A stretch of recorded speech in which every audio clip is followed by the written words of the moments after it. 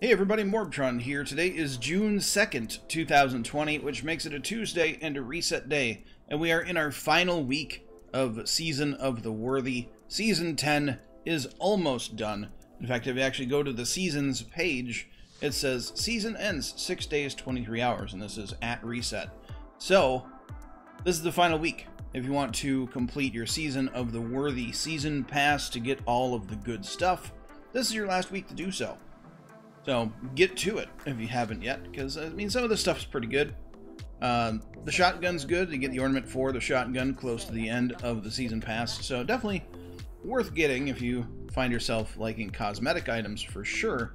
But there's been a lot of hype and leaks and stuff around Season 11 and beyond. When you log in today, you actually get a very ominous small, incredibly small cutscene, and I'll show that right now.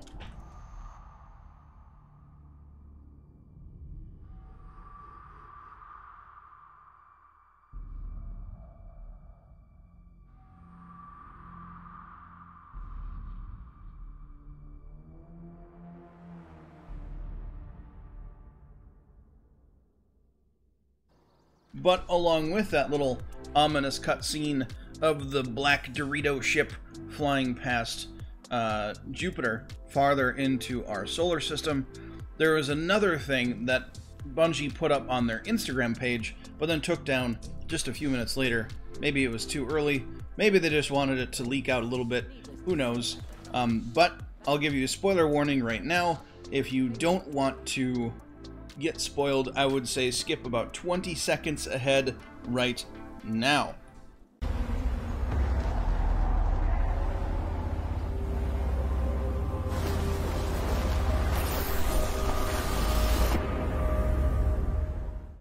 So what you saw there is Eris Morn chugging through the snow on Europa.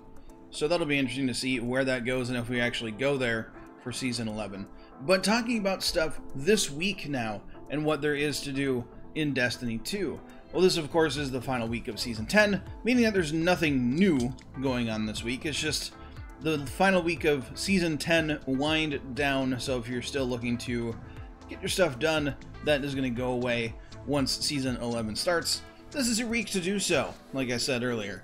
But around the solar system, I'll make this a quick one because, it's the last week of the season. There's 0 things that are new right now.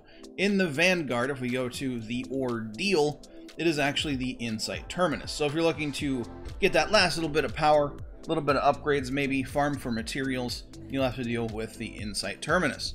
So if you're going for Legend, just trying to get your 100,000 points for the Pinnacle reward, you'll have to deal with Kargan's Stratagem, so incoming void and environmental damage is increased. Match game, barrier champions, and unstoppable champions, along with enemies throwing a lot more grenades at your face. As far as Grandmaster goes, I've been told, for the past couple weeks now, that every Grandmaster has been available. I don't know how to switch that. There's nothing in here that says, hey, switch to a different Grandmaster, so my apologies if that's the case and I just don't know how to do it. But for this version of the Grandmaster, the Insight Terminus, you'll have, of course, Kargan Stratagem, limited revives like usual, extinguish like usual, all the Grandmaster modifiers, meaning your power is limited, join in progress is disabled, extra champions, lock loadout, match game, extra shields. You don't get a radar. And, of course, you have barrier and unstoppable champions, along with enemies throwing more grenades at your face. So, be difficult. And if you're able to switch to other ordeals, or maybe they're random once you launch an ordeal, I have no clue. That'd be pretty mean though, because it's a locked loadout, and you can't adjust what your what your loadout is after you go into it. But other things throughout the solar system this week, going into the Crucible, if you just want to fart around and not really care, you have Team Scorched. Some people are godlike with a Scorch cannon in their hands. I am not one of those people. I basically am terrible at Scorch. I can't hit anything with a Scorch cannon. But there you go. If you want to do that, get some easy Valor to grind out. Games go pretty quick. There you go. Team Scorched. We have Showdown as the more competitive version of the Rotator playlist, but we have Rumble, Control, Elimination, Survival, and Freelance Survival, and Classic Mix, as per usual. The flashpoint this week is on the EDZ, and if we go over to the moon, the nightmare hunts we have this week are the Fanatic, Crota, and Fogoth. So there you go. If you're looking to complete time trials for any of those for the Triumph, there you have it. That is it.